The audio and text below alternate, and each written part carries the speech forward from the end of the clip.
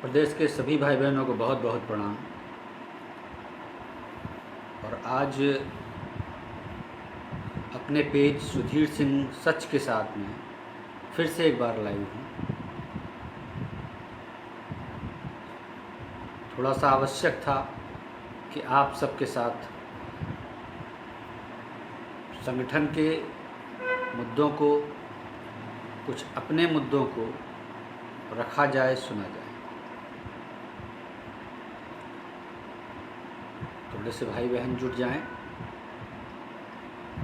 और सभी भाई बहनों से ये भी अपील है कि अपने लोगों तक इस लाइव को ज़रूर पहुंचा दें, क्योंकि आगे जो प्रक्रिया होने वाली है उसमें सभी भाई सजग रहें।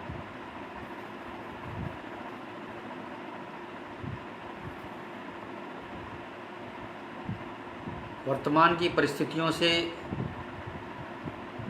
शायद संगठन का कोई सिपाही ऐसा नहीं है जो कोई बात या अपने मामले में हाई कोर्ट, पीछे सुप्रीम कोर्ट में चल रही गतिविधियों से अवगत ना हो। दूसरा, सरकार के पैतरे, उनके अधिकारियों के पैतरे, इन सब के बारे में हमारे संगठन के सारे सिपाहियों को भली भांति पता है। हम कितना डिफेंड अपने आप को कर पा रहे हैं, कहाँ तक बचा पा रहे हैं, कुछ करना भी चाहते हैं तो कहाँ पर एक हर्डल आ जाता है, कहाँ पर रुकावट आ जाती है, ये भी सभी को पता है। विगत 2 वर्षों से संगठन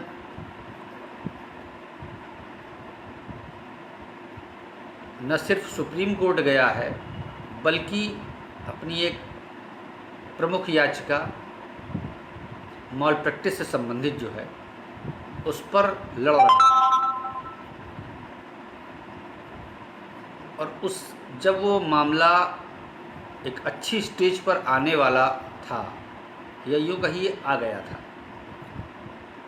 फिर से उसकी डेटों को डिस्टर्ब किया जाने लगा। इससे संगठन पूरा कुनबा ही जो है आहत है, बहुत बुरी तरीके से आहत। क्योंकि शराफत भैया वेरी गुड इवनिंग, ओम राणा भैया नमस्कार, धर्मराज सिंह भैया नमस्कार। या तो डेट पर कुछ हो, कुछ प्रोसेस आगे बढ़े, वहीं घूम घूम के वापस आ जाना और फिर एक ऐसे अंधेरी सुरंग में छोड़ देना जिससे फिर निकलने के लिए पूरी ताकत, ऊर्जा, समय फिर लगती है, फिर मामला वहीं आ जाता है। भली भांति जानते हैं हमें तोड़ने की साजिश है, हमारे मनोबल को तोड़ने की साजिश है।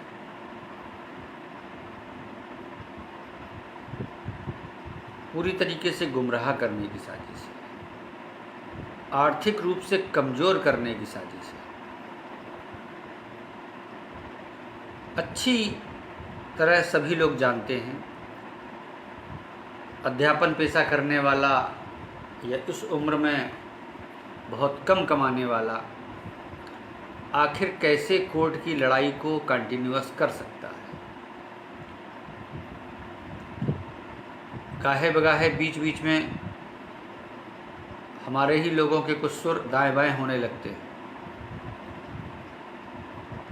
तो आप समझ लीजिए वो उन्हीं चीज़ों का असर होता है। जो लड़ रहे हैं वो अपना तो लड़ ही रहे हैं, एक पैरेलल उससे ज़्यादा खतरनाक लड़ाई वो अपने आसपास समाज से लड़ रहे हैं। उनको मजाक में ही अगल बगल दोस्त यार टोकते रहते हैं, क्या हुआ तुम्हारे मुकदमे का, और कितने वर्ष लगेंगे, 50 के हो गए हो फिर से 20-30 लगेंगे, या रिटायरमेंट के बाद। ऐसे तंज आमतौर पर हमारे भाई बहन सुनते ही रहते हैं, हम भी सुनते हैं। पूरी तरीके से एहसास है, मगर कोर्ट की अपनी एक प्रक्रिया है। किसी के पास पावर है, हमारे पास सच की पावर है, लेकिन सच की पावर कलयुग में सीमित है। लेकिन ये भी शाश्वत सत्य है कि सत्य की आवाज़ गूंजेगी अवश्य। मनोज भैया नमस्कार, राजेश भैया नमस्ते, अवधेश भैया नमस्ते, नागेंद्र भैया नमस्ते। अभी यहाँ पर डेट को लेकर बहुत मंथन हुआ, विचार विमर्श हुआ, संगठन के कई लोगों से संपर्क भी किया गया। और मैं अपने इस लाइव के माध्यम से बता दूं कि जितने भी संगठन के भाई बहन हैं, मुख्यतः वो जो हमसे जुड़े हैं, हम सब से जुड़े हैं, संगठन से जुड़े हैं, उनका एक तरीके से उनसे फीडबैक ही लेना है मुझे। और मेरे इस लाइव के बाद कल सुनील भैया भी लाइव आएंगे और फीडबैक का सिलसिला कल भी जारी रहेगा। इसके बाद जो आप सबका आदेश होगा, आगे वही निर्णय लिया जाएगा।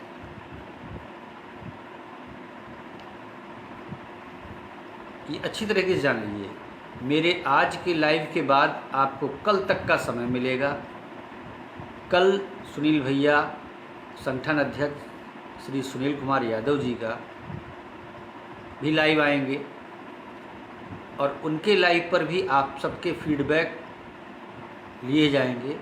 उन जब दोनों के फीडबैक मिल जाएंगे तो हम पूरी तरीके से आश्वस्त हो जाएंगे कि हम भविष्य में क्या कर सकते हैं या किसमें हमारे लोग क्या चाहते हैं। अभी यहाँ विगत 4-5 महीनों से लगातार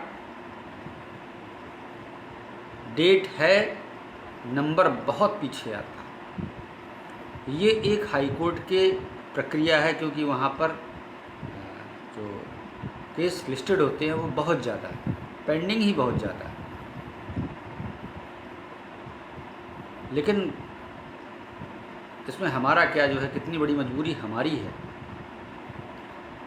कैसे कैसे हम सब लोग दिन काट रहे हैं और कैसे कैसे हम सब लोग चीज़ों को इकट्ठा करते हैं, संपर्क में रहते हैं, ध्यान लगाते हैं, दूसरे की बात सुनते हैं। It's too much.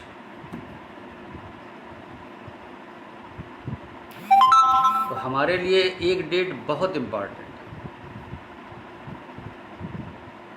दूसरा, हम कोई ऐसा पक्ष कोर्ट में नहीं है कि हमें एक टाफ़ी भी कोई फ्री में दे दे। हम वो पक्ष हैं कि जिसके पास हम जाते हैं, आई हैव टू पे, और जो हमारे पास आता है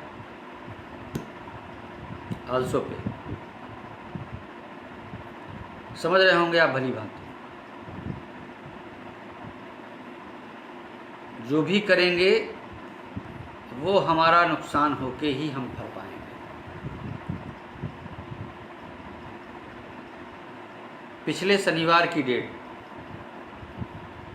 आज सोमवार है, पीछे वाला संडे, बैक वाला, यस्टरडे जिसको बोलते हैं, उसके पहले वाला जो दिन था शनिवार, उसमें हमारी डेट लगी हुई थी। उसका नंबर बहुत पीछे था, जिसके कारण वो फिर से टेकअप नहीं हो पाया पुरानी डेटों की वजह से। और उसमें चूंकि हमें अपनी एप्लीकेशन को भी मेंशन कराना था, एप्लीकेशन मेंशन कराई गई, बताया गया, तो कोर्ट का आदेश था कि आपकी डेट तो पड़ ही रही है। कोई बहुत गलत भी उन्होंने नहीं कहा कि वाकई में डेट तो हमारी लगभग हर हफ्ते पड़ रही है, बट वो टेकअप नहीं हो पा रहे। तो अब इसके बारे में भी जो है कोई निर्णय लिया जाएगा। यदि आप कहते हैं कि भैया यहाँ छोड़िए सब लोग और डबल बेंच कर चलिए, तो हम सब लोग डबल बेंच जाने को भी तैयार हैं।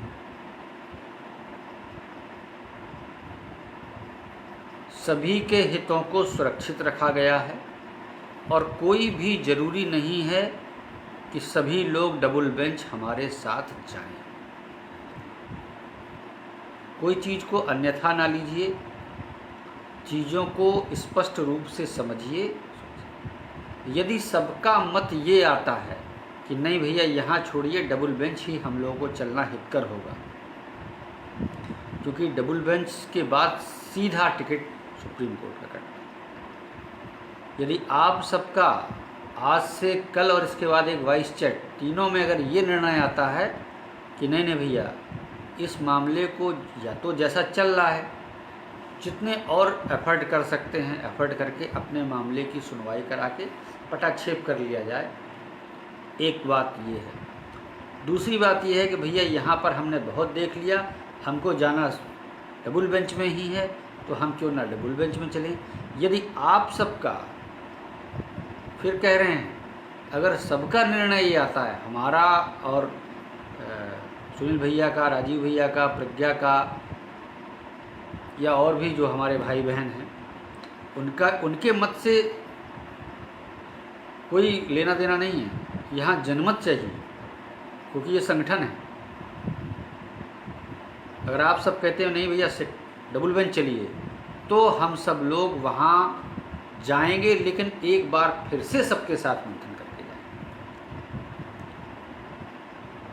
अब आई तीसरी बात कि वहाँ जाने के लिए कोई भी बाध्य नहीं है।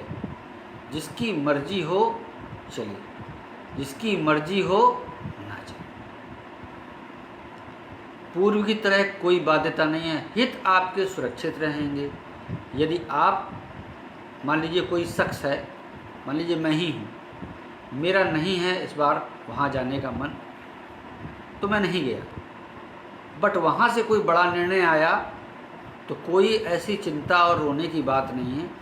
पीछे सिंगल बेंच में मैं था, मैं अपनी याचिका फिर से फाइल करवा के और इसी को दिखा के एक आदेश ले सकता हूँ,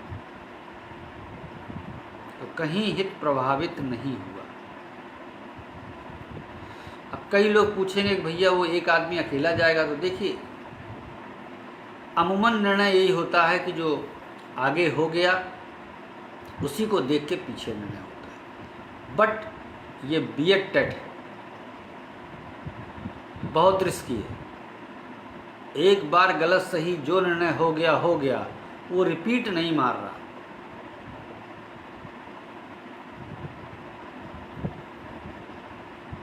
सही तो क्या ही हो गया, समझ रहे हैं आप सब लोग। तो जो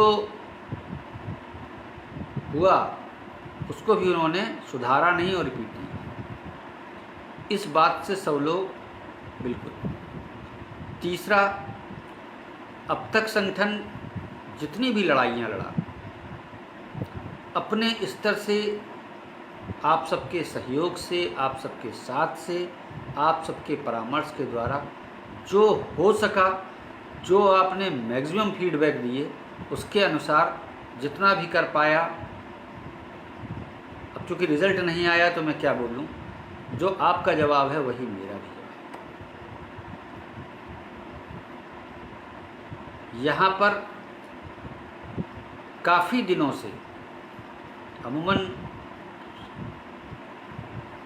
साल भर, पिछले जो लोग जुड़े थे वो 2 वर्ष पहले जुड़े थे, बीच में कुछ लोग जुड़े थे वो लगभग काफ़ी दिन हो गए।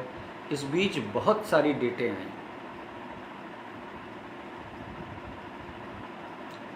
और उन बहुत सारी डेटों में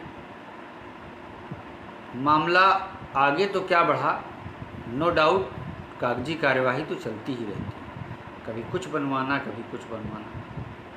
डेट पर संगठन की ओर से किसी न किसी को वहाँ रिप्रेजेंट करना, हमारे वकील साहब का आना और उनकी टीम का लग जाना, कुछ हो या ना हो ये कोरम तो हम सबको क्या किसी को भी पूरा करना पड़ सकता है। कोर्ट में एब्सेंट रह के इतने गंभीर मुद्दे पर कोई भी एब्सेंट नहीं रहता। कुल मिला के लब्बो लुआब ये है कि संगठन की फाइनेंशियली हालत जो है वो बहुत ही गंभीर हो गई। और यहाँ से अगर हमें आगे जाना है तो बहुत सोच समझ के जाना होगा, क्योंकि फिर से डबल बेंच में जाना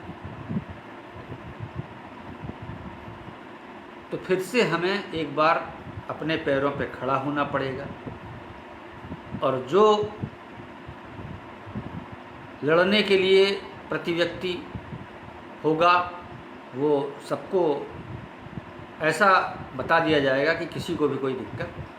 अमूमन पहले भी यही हुआ कि एक बिल्कुल सही फिगर हम सब के बीच में रही, जिसको हम आसानी से आगे तक ले गए और काफ़ी लंबे तक निभा ले गए। ऐसा कभी नहीं हुआ कि किसी भी प्रकार का कोई शिकायत आए, कोई गंभीर मामला उछला हो या अपव्यय किया हो, या ऐसा आप सबके सहयोग और आप सबकी मॉनिटरिंग में ऐसा कुछ बहुत ज़्यादा अभी तक संगठन के ऊपर कोई इस तरीके का ब्लेम या कलंक नहीं लगा है। आगे भी अब चूँकि हम अगर डबल बेंच में जाते हैं तो जो भाई बहन चलेंगे वो पूरी तरीके से अपना मन बना लें।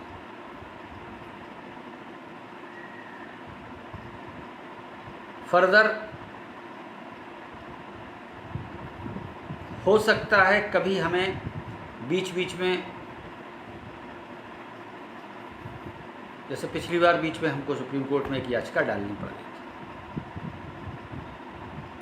अब जब वहाँ हम पहुँचते हैं तो वहाँ पहले सबको नहीं देखते हैं, पहले जो संगठन के पास सुरक्षित है उसको लगा के देखते हैं, ठीक, इसके बाद अपने भाइयों से अपील कर लें। क्योंकि सुरक्षित जो चीज़ हमारे पास है वो भी हमारी अपनी संगठन की ही। बट यहाँ पर एक दूसरे को बोझ देके और परेशान करके अब संभव नहीं हो पा रहा है कि लड़ा जाए। ये बिल्कुल नहीं हो पा रहा है। खूब करके देख लिए तो अब नहीं काम चल पा रहा है। आप भली भांति समझ सकते हैं कि किस तरीके से बड़ा मुश्किल होता है। बहुत आसान है कह देना और बहुत आसान है निभा देना, ये दोनों चीज़ें मुश्किल हैं। रिज़ल्ट के परिप्रेक्ष्य में 0 था रिज़ल्ट। आगे बढ़े हम, कुछ मुद्दों पर आगे बढ़े, बट फिर से हम वहीं फंसा दिए गए डेट के चक्कर में, यूँ कहिए जानबूझ के उलझा दिए। आप भली प्रकार से जानते हैं कि अगर किसी को आपको तोड़ना है तो वो वक्त से या पैसे, दो ही चीज़ से तोड़ देगा। ताकत आपकी है, सरकार आपकी है, तो आप कहीं ना कहीं दिक्कत पैदा बेरोज़गारों को तो कर ही रहे हैं कुल मिला के। तो मेरा फिर से अपने सभी भाई बहनों से निवेदन है कि आज की मेरी इन सब बातों को बहुत ध्यान में रखिए। ये मेरे जो भी थे शब्द वो संगठन के अपने भरे भाई बहनों के परामर्श, उनसे जो परामर्श हमें लेना है हम सबको, ये उनके लिए थे। इसका कोई और अन्यथा मतलब ना निकाला जाए। संगठन के प्रत्येक क्रियाकलाप में सभी लोग अपने निर्णय के लिए स्वतंत्र होते हैं, कोई किसी पर बाध्यता नहीं करता। अगर मेरे पास 10 फीडबैक आए,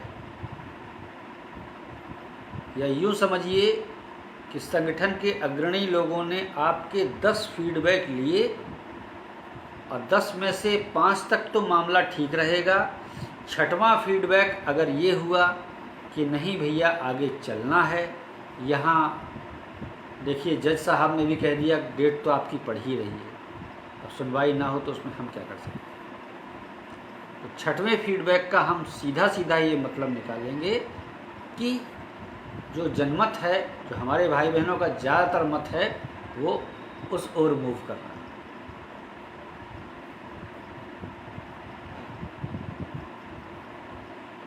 हमारा अपना पर्सनल कोई बहुत अधिक मत नहीं,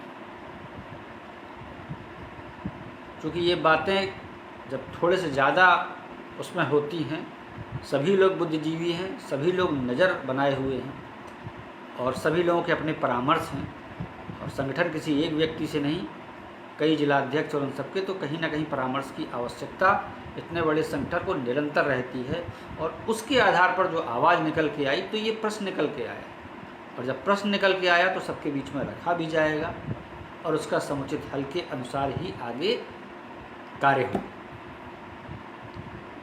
तो फिर से आप सब मंथन कर लीजिए और बाकी जो भी फाइनल होगा वो सुनील भैया के लाइव के माध्यम से या एक आध दिन का हम लोग और समय लेंगे, लेकिन अब हम लोग बहुत समय नहीं लेंगे। तो सभी एक बार मेरी इन सब बातों को, अपने भाई की इन सब बातों को जो है विचार करिएगा, क्योंकि अगर हम इस लड़ाई को आज बीच से छोड़ देते तो वो जहाँ से लेके आए यहाँ तक उसका कोई बहुत मतलब नहीं रह जाएगा। चाहे हम सब की जो संगठन का एक सच्चा सिपाही है, चाहे हम सब की नैतिक मजबूरी समझ लीजिए या ये समझ लीजिए कि अब इसके बगैर काम नहीं चलेगा, या ये समझ लीजिए कि जो 1% आशा है हम उसके आखिरी तक लड़ेंगे, और वो जो 1% की आशा के आखिरी तक लड़ेंगे उनमें कम से कम मैं तो ज़रूर ही आता। ये मेरा अपना मत है।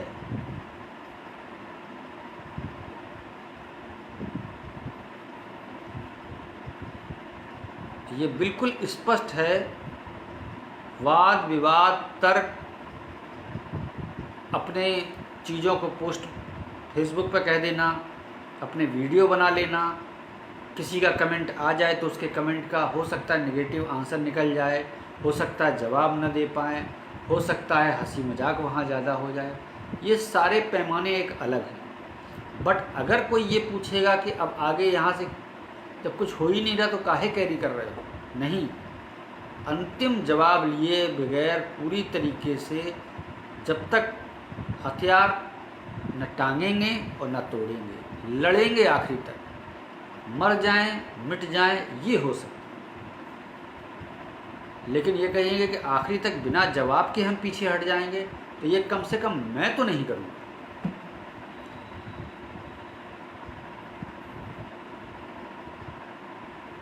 फिर से आप सबसे एक बार निवेदन है कि मेरी इन बातों को ध्यानपूर्वक सुनिएगा, और जिसको भी आगे अगर चलने का मत है तो आगे सभी लोगों के सहयोग के साथ, संगठन को सहयोग करके आप सब बिल्कुल निरंतर साथ रहिए, क्योंकि बिना उसके अगर हम लोग लड़ेंगे नहीं तो फिर इतनी सब लड़ाई का कोई मतलब नहीं। हो सकता है ईश्वर ने भाग्य में कुछ हम लोगों के अलग ही लिख रखा। 100 बार की हार, जब हम हार मानने को तैयार नहीं हैं उनसे, संगठन का एक एक भाई बहन आक्षेप कोई कुछ भी लगा ले, कोई चुनाव और वो कोई चुनाव, कोई राजनेता, कोई भी वो हमें रोटी नहीं देगा। कल भी रोटी हम अपने कर्म से और मेहनत से कमा रहे थे, अपने बच्चों को, अपने परिवार का भरण पोषण कर रहे थे, और आगे भी यही करना पड़ेगा। ये बेवकूफ़ी वाली बातें हैं कि वो चुनाव के चक्कर में लगे हैं, ये सब छोड़िए। हमें उन चीज़ों पर दिमाग लगाना है ज़्यादा जहाँ से हमारी लड़ाई को पंख ले। धन्यवाद, नमस्कार।